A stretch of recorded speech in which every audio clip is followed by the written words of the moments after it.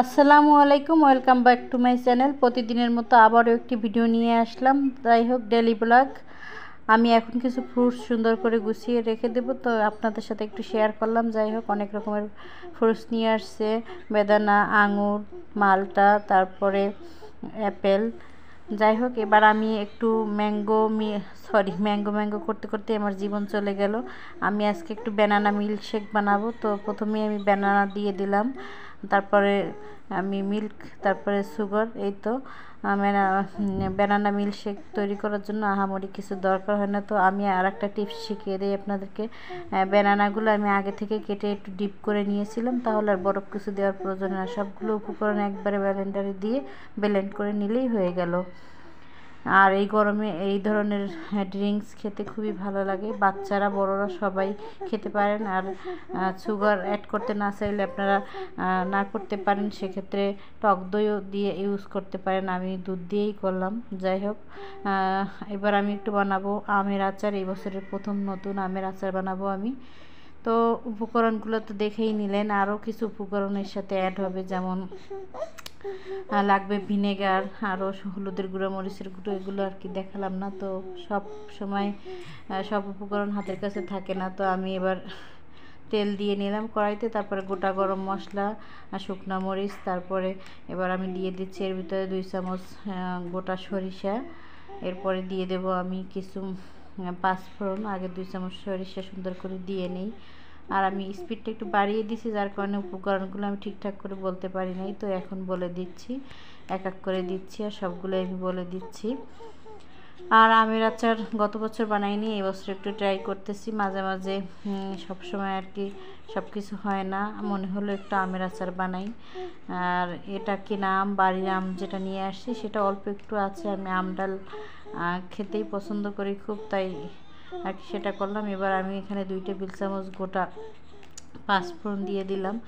আর আচার মানে পাঁচফোড়ন দেওয়া হবে না, আচারের ফ্লেভারটা পাঁচফোড়নের সাথে খুব ভালো যায়। এটা চাট মশলা হলে খুবই ভালো হতো। রেডিমেড চাট মশলাটা আসলে আমার কাছে, হাতের কাছে এই মুহূর্তে ছিল না, তো আমি দিতে পারি নাই। যাই হোক, আমি পুরোটাই পাঁচফোড়ন দিয়ে দিলাম। এরপর আমি কিছু পাঁচফোড়নের গুঁড়াও ইউজ করব।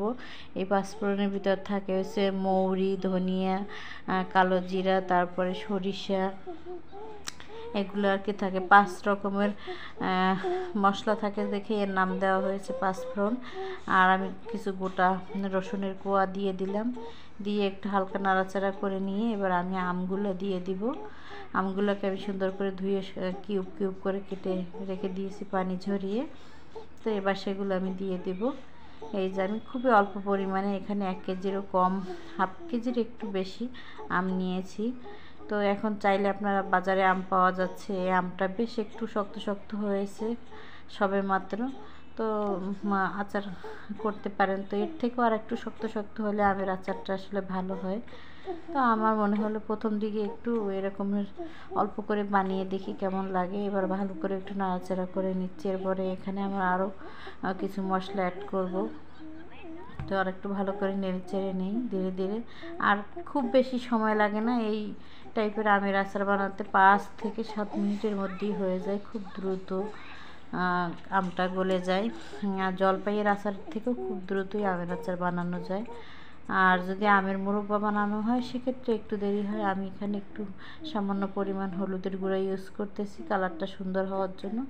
আর একটু ঝাল ঝাল হওয়ার জন্য আমি কিছু ঝালের গুঁড়াও দিয়ে দিচ্ছি পরিমাণ মতো। আপনারা আপনাদের স্বাদ মতো দিবেন। আমি কোনো রেসিপি শেয়ার করছি না, কীভাবে বানাচ্ছি যা সেটাই দেখাচ্ছি। আর পরিমাণ মতো চিনি দিয়ে দিচ্ছি, চিনিটাও আপনারা আপনাদের স্বাদ অনুযায়ী দিবেন।